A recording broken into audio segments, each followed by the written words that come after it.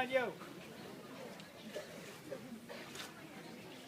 All right, I'm going to make this quick because we're going to have people coming in for programs right here.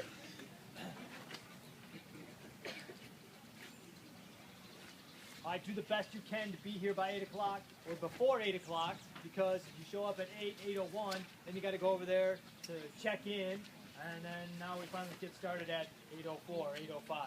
I'd love to be able to start as close to 8 as possible to honor your time. Right, Acapulco? I don't want you to, I was here so long because you started so late. I don't want you to have to say that. So you got to check in and check out every day. When you check out, you got to tell the person who's on the board what you did. So, if you're in 6th grade, for example, today you got a mile warm-up. Now, when we run a warm-up mile, let's see if I can find a resident genius. Jackson Bodie, are you here? Jackson Bodie, can you tell me a little bit about warm-up? What does that mean? It's warming up the muscles, and you shouldn't go too fast to get ready. Exactly. You're getting your body ready to perhaps run faster later, right? Not in the warm-up. It's not how you start, it's how you... So if everybody's running really fast in the beginning, and then they're walking on the prairie path, that's very bad. It's bad for me, because then people look at this, wow, look at those kids in that running camp walking. I don't want them to say that. And so you got to start out slower if you have to. It's not how you start, it's how you finish. And I want you to be able to finish. So if you're in 5th, 6th grade, and it says you got to do 1 mile, so there's your 1 mile warm-up. And then after that, you got some other exercises. Then you got some 110s. You're going to jog from here to where you're going to start your 110s. Do your 110s, and then you finish the loop. So then now you're going to turn in that you did 2 miles. If you decide, you know what, I'm going to do another one after those 110s, I finish the loop. Did 1 more mile. Now you've got 3 that you would turn in. We are going to do as best we can to keep track of that. And let's see if we can run all the way to like Africa, even though we can't actually run to Africa. But we can cover the mileage to get to Africa. Turn in. How far you ran when you check out. If you're in high school, same thing. How many minutes did you run today? I ran 30. Turn it in. Wednesday is going to be crazy. We're here every day this week. All 5 days. Next week, we start going to Timothy Christian. It's going to be crazy on Wednesday because it's farmer's market. So you got to plan accordingly. You got to leave maybe a little bit earlier because there's going to be a lot of other people here trying to get their popcorn and their honey and their bagels and their fresh beans.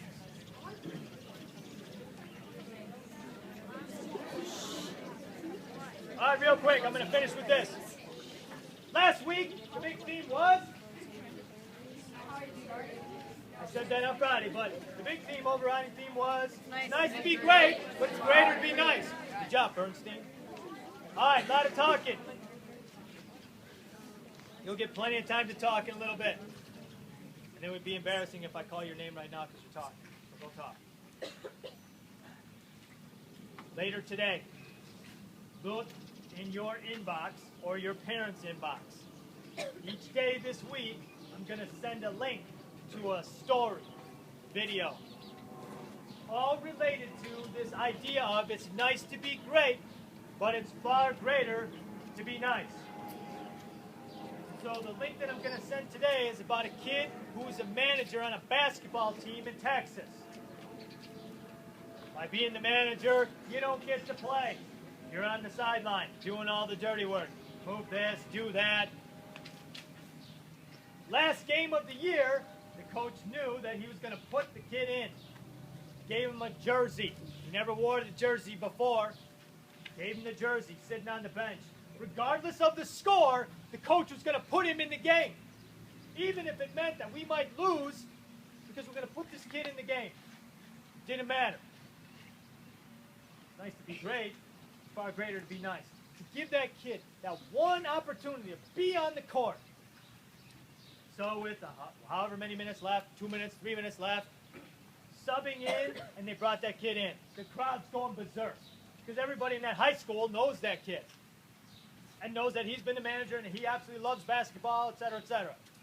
They gave him a few passes. He missed. He missed. There's his dream. It's over. A few seconds left.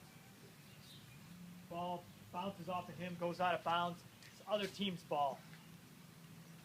You gotta look in your email tonight to find out what happens for the rest of the story. I can't tell you, but I can tell you this. He makes some. Oh, I got a clue. It's nice to be great, but it's greater to be nice. Last thing, and then I'm going to send you back to your groups.